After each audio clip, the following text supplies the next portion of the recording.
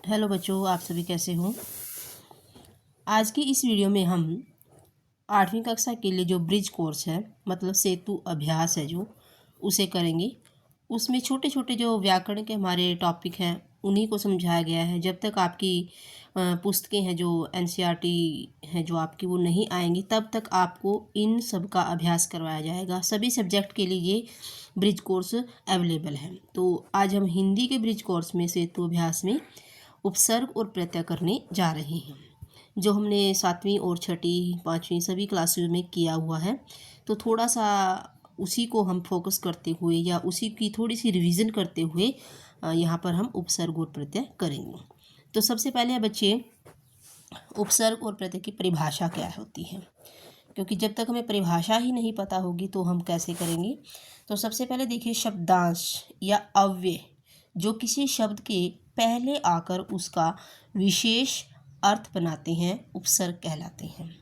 शब्दांश होता है बच्चे, ये शब्दांश शब्द है ना जो दो शब्दों से मिलकर बना हुआ है। एक होता है इसमें शब्द, ठीक है, एक होता है शब्द और दूसरा है इसमें अंश, ठीक है।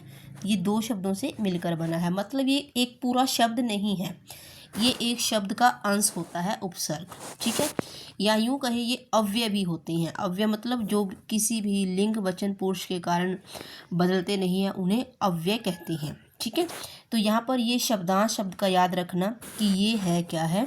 तो ये कोई एक शब्द नहीं है जिसको हम अकेला ही वाक्य में प्रयोग कर लें। ये एक शब्द का एक छोटा सा अंश होता है जो हमारा उपसर्ग कहलाता है, ठीक है। तो जो शब्द किसी के पहले आकर उसका विशेष अर्थ बताते हैं, ठीक है, या विशेष अर्थ बनाते हैं।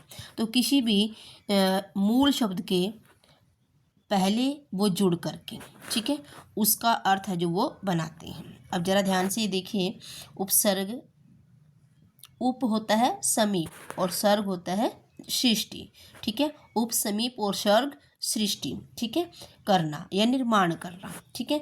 तो किसी शब्द के साथ जुड़कर नया शब्द बनाना, जो शब्दांश शब्दों के आदि में जुड़कर उनके अर्थ में कुछ मतलब लाते हैं वे प्रत्यय कहलाते हैं। तो हम पहले उपसर्ग के बारे में थोड़ा सा जान लेते हैं कि उपसर्ग क्या होते हैं। बच्चे उपसर्ग और प्रत्यय में बड़े ही कंफ्यूज रहते हैं। वो कई बार प्रत्यय के स्थान पर उपसर्ग का प्रयोग कर देते हैं और उपसर्ग के स्थान पर प्रत्यय का प्रयोग कर लेते हैं। तो इस छोटी सी बात का हमने ध्यान रखना है। तो इसमें क्या है बच्चे, उपसर्ग में हमेशा ध्यान रखना है ये किसी भी शब्द के आगे लगेगा, ठीक है। इसकी पहचान क्या होती है बच्चे, ये उपसर्ग है ना, उपसर्ग को लिखते समय हमें क्या है, ऊ की जरूरत पड़ती है और ऊ से ही आगे बनता है, ठीक है। तो मतलब ऊ मतलब ऊ से ही आगे बन जाएगा। तो याद रखना उपसर्ग कहाँ लगेगा, हमेशा आगे लगेगा, ठीक है। और बच्चे प्रत्यय है ना, जो प्रत्यय वो उसमें हम लिखते टाइम क्या करते हैं, प लिखते हैं और प से ही क्या बनता है, पीछे। तो ये इसकी पहचान ध्यान रखनी है, प से प्रत्यय बनता है और प से ही बनता है पीछे। और उपसर्ग है जो वो ऊ से बनता है और ऊ से ही हम बनाते हैं आगे, मतलब ऊ के बाद जब हम लिखना शुरू करते हैं तो अ है जो वो फिर बनता है। तो इस छोटी सी बात का ध्यान रखना है। तो उपसर्ग हमेशा आगे लगेगा और प्रत्यय हमेशा पीछे लगेगा, ठीक है। तो आगे जानते हैं थोड़ा और इसके बारे में। उपसर्ग और उपसर्ग से बने शब्द और प्रत्यय से बने शब्द। तो यहाँ पर इन्होंने एग्जाम्पल के रूप में या समझाने के लिए बहुत सारे शब्दों को दिया हुआ है। तो इन बहुत सारे शब्दों से ही हम उपसर्ग और प्रत्यय को समझ लेंगे। तो इसमें देखो बच्चे, पहला ही हमारा शब्द है जो वो है उपसर्ग है अति, ठीक है। उपसर्ग क्या है, अति। और उपसर्ग से जो शब्द बने हैं उनको देखो जरा ध्यान से, अतिरिक्त और अत्यंत, ठीक है। अब यहाँ पर देखो बच्चे, जो अति है ना ये है उपसर्ग, ठीक है। और प्लस इसमें ये मूल शब्द है। मूल शब्द मतलब इसका अपना अर्थ है। रिक्त मतलब होता है खाली, ठीक है। तो रिक्त का मतलब क्या है, खाली। तो यहाँ पर क्या हुआ, मूल शब्द हुआ और ये हमारा उपसर्ग हुआ, ठीक है। तो किसी भी मूल शब्द के आगे जब जुड़ेगा तो वो होगा हमारा उपसर्ग, ठीक है। और दूसरा है बच्चे अत्यंत। अत्यंत मतलब अति, ठीक है, अति प्लस अंत, ठीक है, ये संधि जब होती है ना तो ये यण संधि के अंतर्गत आता है। तो इसमें अति और अंत को मिला करके है ना, जो और ई मिल करके दोनों ही आधा त बना देते हैं। ठीक है, इसको और ई मिल करके य बन जाता है और त आधा हो जाता है। यण संधि के अंतर्गत ये संधि बनती है अत्यंत। तो अत्यंत को देख करके कभी भी ये मत सोचना कि इसमें कौन सा उपसर्ग है, तो इसमें अति प्लस अंत। ठीक है, क्योंकि अंत है ना जो एक अपने आप में मूल शब्द है। ठीक है, अंत का मतलब होता है बिल्कुल ही एंड वाला या जिस आखिरी, तो इसका अपना अर्थ है, इसीलिए यह एक मूल शब्द है। ठीक है बच्चे, आगे देखिए, अधि और अधिकार अधिकरण। ठीक है, अधि यहाँ पर क्या है, उपसर्ग है। ठीक है, अधि उपसर्ग है और इसी से बना है अधिकार। ठीक है, अधिकार, तो अधि प्लस कार। ठीक है, कार मतलब कार्य, जिस पर अधिकार हो या कि जिस पर अपना, जिसको हम अपने अंडर समझते हैं, तो अधिकार यहाँ पर हो गया। जिस काम को अपने अधीन समझते हैं उसे अधिकार। ठीक है, और अधि प्लस कर्ण, ये भी अधि है जो बच्चे ये इसमें उपसर्ग हुआ, और कर्ण है जो बच्चे ये इसमें मूल शब्द है। ठीक है, ये उपसर्ग ये मूल शब्द, देखना ध्यान से, आगे लगा हुआ है। ठीक है, आगे देखिए बच्चे, अनुजा, अनु और प्लस ज आ। ठीक है, अनुजा, अनु का मतलब होता है बच्चे पीछे। अनु का मतलब क्या होता है, पीछे। ठीक है, अनु प्लस जा, तो मतलब अनु जो पीछे पैदा हुआ हो, पीछे पैदा हुई हो, उसे बोलते हैं अनुजा। देखो आप, एक अनुज होता है, अनुज, यहाँ पर ज है जो वो पीछे पैदा हुआ है, लड़के के लिए प्रयोग होगा, और जा लिखा है तो ये पीछे पैदा हुई है मतलब लड़की के लिए। तो यहाँ पर अनुजा मतलब छोटी बहन। ठीक है, अनुज मतलब छोटा भाई, तो इसमें अनु प्लस जा। ठीक है, दूसरा है अनुकूल। ठीक है, अनु प्लस कूल। ठीक है, तो ये हमारा उपसर्ग बन जाएगा इस तरीके से। आगे देखिए बच्चे, अपवाद। अप इसमें क्या है, उपसर्ग है। अप क्या है, उपसर्ग है, और वाद है जो इसमें, वो इसमें मूल शब्द है। तो हमने जब शब्दों को उपसर्ग को अलग निकालना है, तो पीछे हमने देखना है जो हमारा शब्द है वो कोई अर्थ दे रहा है या नहीं। अप प्लस वाद। ठीक है, आगे देखिए, बात मतलब बात, चीत, ठीक है, उसके बारे में। तो अप मान। ठीक है, अप प्लस मान, अप होता है मतलब बुरा। ठीक है, अप का मतलब होता है बुरा। अब मान है जो वो बुरा हो गया तो अपमान हो गया। ठीक है, और जब वो मान अच्छा हो गया तो सम्मान हो गया। तो यहाँ पर अप उपसर्ग है और मान यहाँ पर मूल शब्द है। आगे देखिए बच्चे, अभी, अभी यहाँ पर उपसर्ग है, और अभी से जो मूल शब्द, जो अभी उपसर्ग लगा करके कुछ शब्द बने हैं, उसमें अभिमान और अभिनव। ठीक है, अब देखिए, अभिनव, अभी प्लस नव, नव होता है नया। ठीक है, और अभी प्लस मान।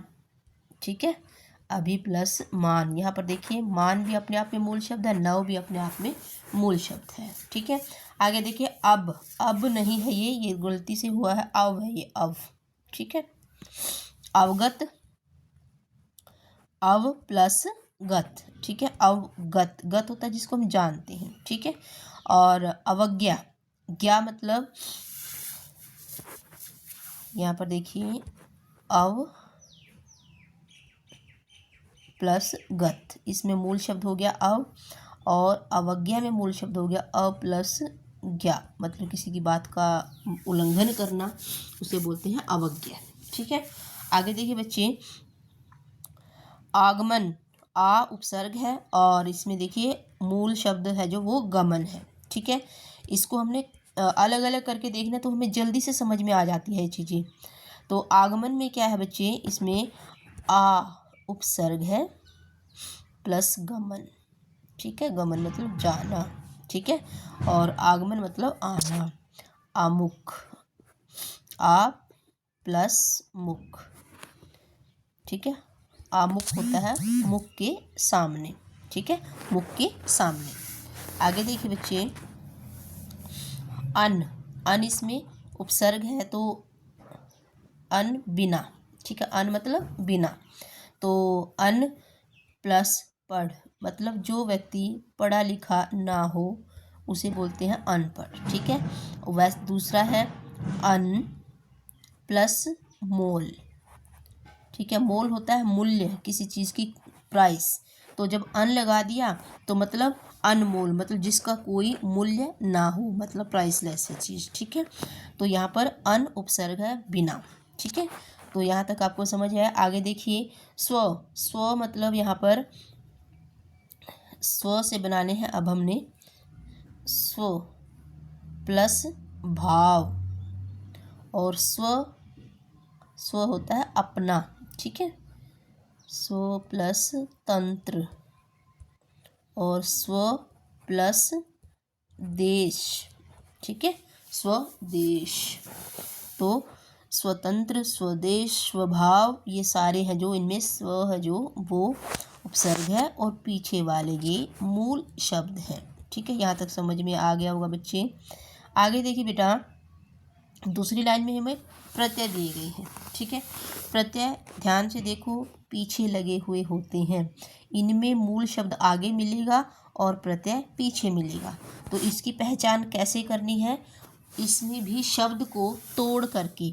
ठीक है, अब शब्द है अपमान। ठीक है, अपमान हमारा मूल शब्द है, अपमान प्लस इत। ठीक है, अब इसमें जब ये इत प्रत्यय जुड़ा ना, तब ये अपमानित बना। ठीक है, और रचना, ये रचित है जो, ये रचना प्लस इत। ठीक है, रचित। और रच भी लिखते हैं इसमें, रच प्लस इत। ठीक है, इसमें रचित। ठीक है, आगे देखिए बच्चे,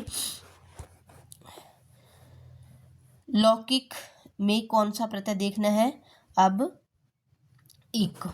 ठीक है, अब वाक्य को तोड़ करके फिर देखना है। लौकिक मतलब सांसारिक और दैनिक मतलब डेली। ठीक है, अब लौकिक में है, देखो बच्चे, लोक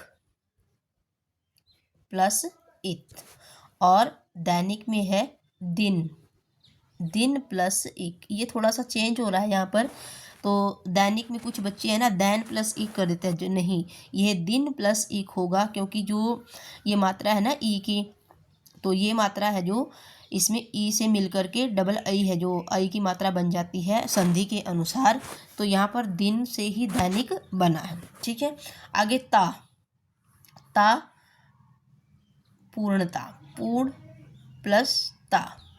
ठीक है, सुंदर प्लस ता। आगे हार, पालन प्लस हार, पालनहार बन गया। चित्र प्लस हार, चित्रहार बन गया। तो ये पीछे जुड़ेगा, हमेशा ध्यान रखना, प्रत्यय हमेशा पीछे जुड़ेगा। वाला, वाला यहाँ पर विशेषता बताते हैं। तो जब भी कोई भी व्यक्ति कोई काम करता है तो उसको उस नाम से भी जानने लग जाते हैं। जैसे दूध वाले को, जो दूध बेचने का काम करता है ना, उसे दूध वाला बोल देते हैं। दूध प्लस वाला तो बन गया दूध वाला। गाड़ी प्लस वाला बन गया गाड़ी वाला। तो इस तरीके से बच्चे हमने प्रत्यय को समझना है। ठीक है, प्रत्यय हमेशा पीछे ही लगेगा। इसके बाद देखिए त्व। त्व में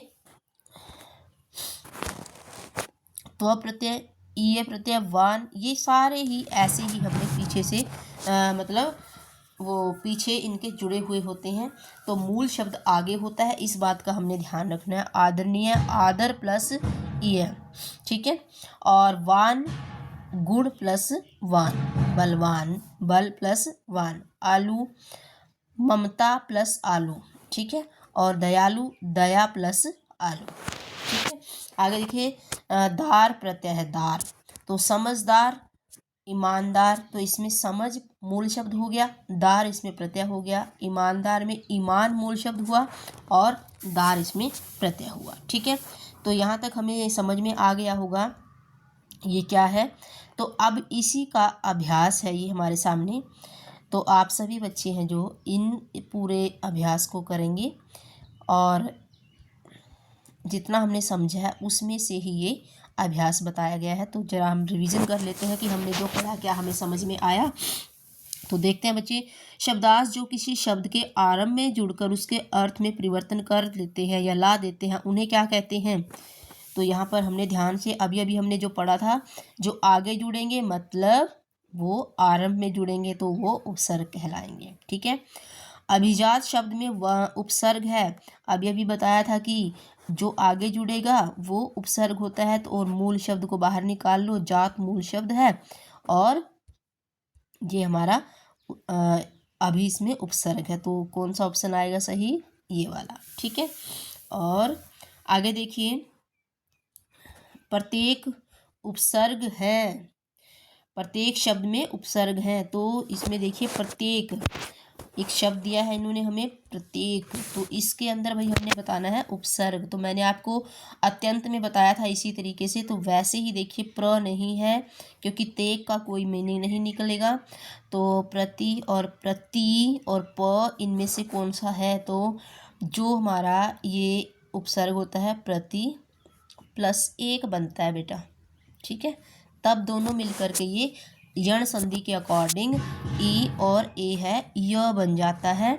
ठीक है, और त आधा रह जाता है तो ये बन जाता है प्रत्येक। क्लियर है बच्चे यहाँ तक। तो इसमें हमारा जो आंसर है वो ये होगा। लेखक शब्द में प्रत्यय है, अब इसमें प्रत्यय पूछा गया है तो हमने बताना है, क्योंकि लेखक में लेख है ना जो, वो है बच्चे मूल शब्द और लेख प्लस क। ठीक है, क मतलब करने वाला, मतलब लेख को जो करने वाला होता है, लिखने वाला होता है उसे कहते हैं लेखक। तो इसमें क है जो वो हमारा प्रत्यय है। तो देखो जरा, ये ऑप्शन बिल्कुल सही है।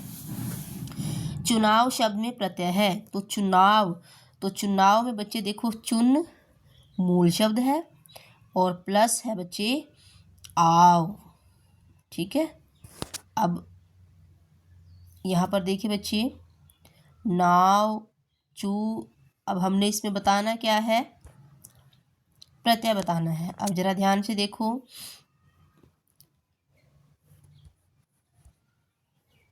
चुनाव, चुना, चुना जो यहाँ पर चुन शब्द से बना है और प्लस वो। ठीक है, वैसे तो होता है चुन प्लस आव। ठीक है, जो चुनकर आता है, जो चुने जाते हैं जिस माध्यम से, उसे बोलते हैं चुनाव। ठीक है, तो इसमें आव नहीं है तो हम व को यहाँ पर सही मानेंगे। ठीक है, शब्दांश जो किसी शब्द के अंत में जुड़कर उसके अर्थ में परिवर्तन ला देते हैं उन्हें क्या कहते हैं। क्या कहते हैं, अंत में जुड़ रहा है तो अंत में जुड़ने वाला क्या होगा, अंत में जुड़ने वाला प्रत्यय होगा। ठीक है, तो हमारे यहाँ तक अभ्यास भी कर लिया है, रिवीजन हमारी हो गई है और जो हमने पढ़ा था वो अच्छे तरीके से हमने कर लिया। तो अगला जो टॉपिक है वो अगली क्लास में हम करेंगे। तो आशा करती हूँ बच्चों ये वीडियो आपको समझ में आई होगी। किसी को किसी प्रकार का कोई भी डाउट है तो इसमें ज़रूर पूछना और इस अभ्यास को एक बार ज़रूर करके देखना। ठीक है, तो स्वस्थ रहें, मस्त रहें और पढ़ने में व्यस्त रहें।